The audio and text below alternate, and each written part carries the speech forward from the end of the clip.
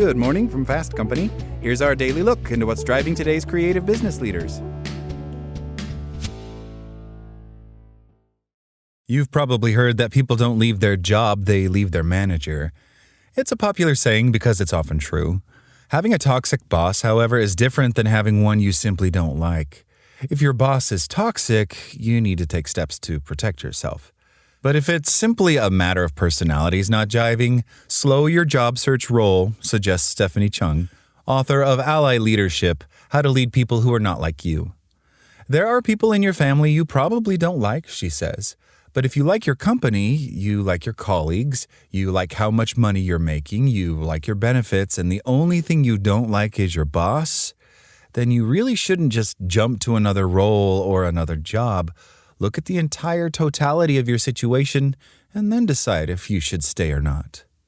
Fortunately, you don't have to like your boss to grow in your career. Start by getting to the bottom of your dislike. You don't just naturally not like somebody, says Chung. Go a little bit deeper to figure out why you don't like them. Maybe there's something about them that reminds you of something or someone else.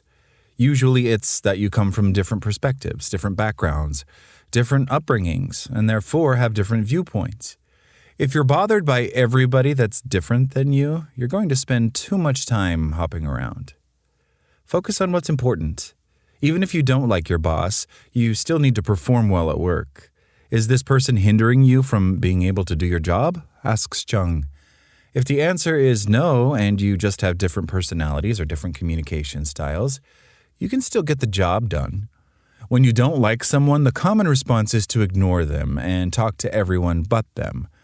Chung says this is a mistake. Employees have a responsibility in creating a positive work environment.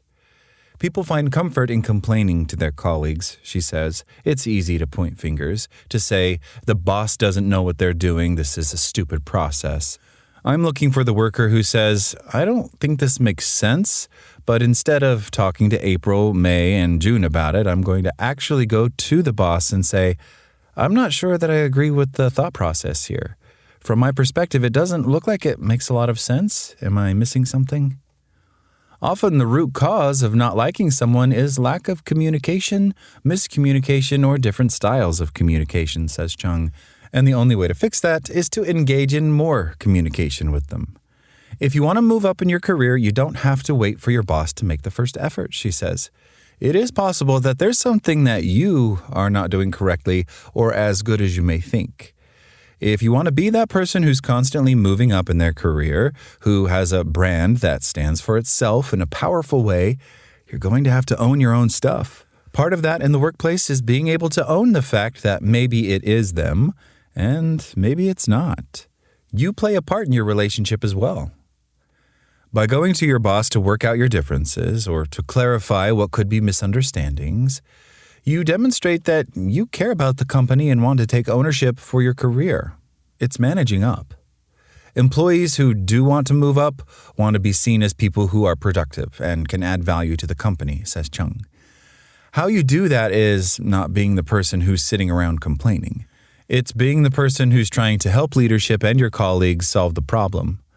An ability to work with people you don't like, people who are not like you, is an important skill to develop. Chung likens it to being on a sports team.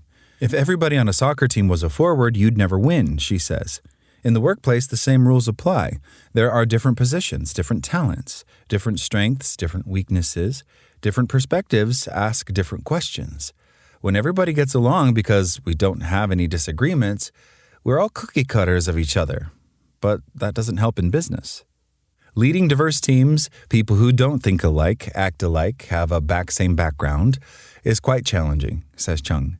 The results are great, but there is a challenge to it because they are so different. Real leaders know how to harness those differences in a powerful way that allows the team to be unstoppable and sets the company up to win. The key is knowing that the leader doesn't always have to be the one higher up on the org chart. That's all today from Fast Company. Talk to you tomorrow.